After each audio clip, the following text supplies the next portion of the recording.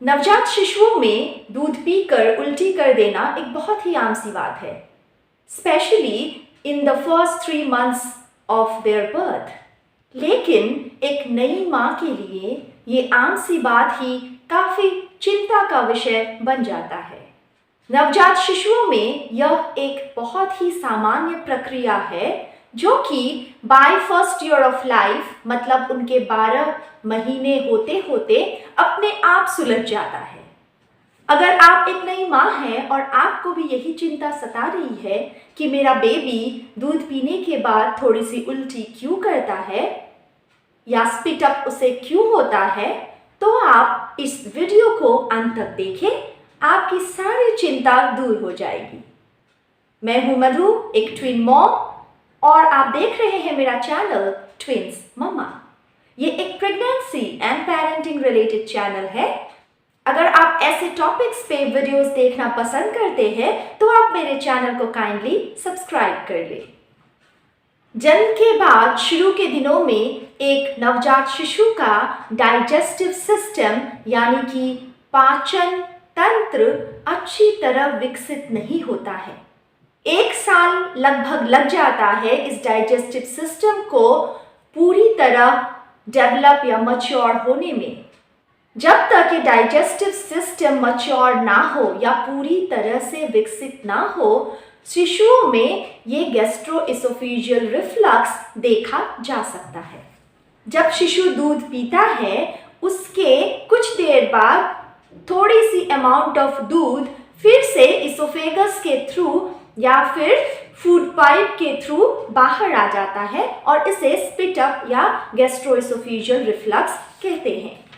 सामान्यतः ज़्यादा या कम परिमाण में समस्या सारे शिशुओं में होता है। जब एक बेबी दूध पीता है तो इसोफेगस के थ्रू वो स्टमक तक जाता है या पेट तक जाता है। जिस जगह यह इसोफेगस या फूड पाइप आपके बेबी के स्टमक में जॉइन होता है उस जगह एक वाल्व नामक चीज होती है। यह वाल्व और कुछ नहीं बल्कि मांसपेशियों के छल्ले से बना होता है। दूध पीते वक्त यह वाल्व खुल जाता है और आइडियली दूध पीना खत्म होने के बाद इसे बंद हो जाना चाहिए। जन्म के वक्त एक नवजात शिशु में अक्सर यह वाल्व पूरी तरह विकसित नहीं होता और इसलिए इसके खुलने और बंद होने का मैकेनिज्म भी परफेक्ट नहीं होता। तो कभी कभार बेबी के दूध पीने के बाद जब उसका पेट पूरा भरा हुआ हो यह वाल्व अचानक खुल जाता है, जिससे कि दूध फिर से इसोफेगस के थ्रू मुंह तक आ जाता है और बेबी उसे स्पिट करके निकाल देता है, जिसे कि हम समझते हैं उसे उल्टी हुआ है और एज ए न्यू मॉम काफ़ी परेशान हो जाते हैं। मैं भी शुरू के दिनों में स्पेशली मेरे छोटे बेटे जियान के साथ काफ़ी परेशान हुआ करती थी। जियान में ये प्रॉब्लम थोड़ा कम था। जिन पीडियाट्रिशियन से मैं कंसल्टेशन करती हूँ उन्होंने मुझे ये समझाया था कि अगर आपका बेबी एडिक्वेट वेट गेन कर रहा है फिर आपको ऐसे स्पिट अप से टेंशन लेने की ज़रूरत नहीं है। और अपने ट्विन बेबीज़ को रेज करने के अनुभव से मैंने ये समझा है कि उनको सुलाकर फीडिंग करने से बेहतर है अगर सिटिंग पोजीशन में उन्हें ब्रेस्ट फीड कराया जाए और उनके सिर और अपर बॉडी को थोड़ा ऊपर रखकर ब्रेस्ट फीड करवाया जाए, या फिर अगर आप बॉटल फीड या स्पून फीड भी करवा रहे हैं तो उसके हेड एंड को थोड़ा एलिवेट करके करवाए तो यह प्रॉब्लम कम होता है। इसके अलावा एक साथ ज़्यादा अमाउंट ऑफ दूध ना पिलाकर थोड़ी थोड़ी मात्रा में फ्रीक्वेंटली उसे फीड करें तो भी ये प्रॉब्लम कम दिखता है। अगर आपके बेबी को स्पीड अप्स होता है तो उसको फीडिंग के बाद 20 से 25 मिनट आप अपराइट पोजीशन में ऐसे सर को यहाँ और पीछे से बटक्स को ऐसे पकड़ के इस पोजीशन में अपने कंधे पे लेटाकर उसके पीठ को सहला सकते हैं। इससे एक तो उसे बर्पिंग हो जाएगी या फिर उसे डकार आ जाएगा, वो परेशानी भी नहीं रहेगी, और it will help the milk to settle down in the stomach rather than coming back to the mouth, और इससे स्पिट अप्स की प्रॉब्लम कम होगी। कोशिश करें कि ब्रेस्ट फीडिंग या बॉटल फीडिंग या स्पून फीडिंग के बाद उसे तुरंत हॉरिजॉन्टल पोजीशन में ना लेटाकर उसके सिरहाने को थोड़ा ऊंचा रखकर उसे लेटाएं या सुलाएं, या फिर आप उसे साइड लाइन में भी सुला सकती हैं।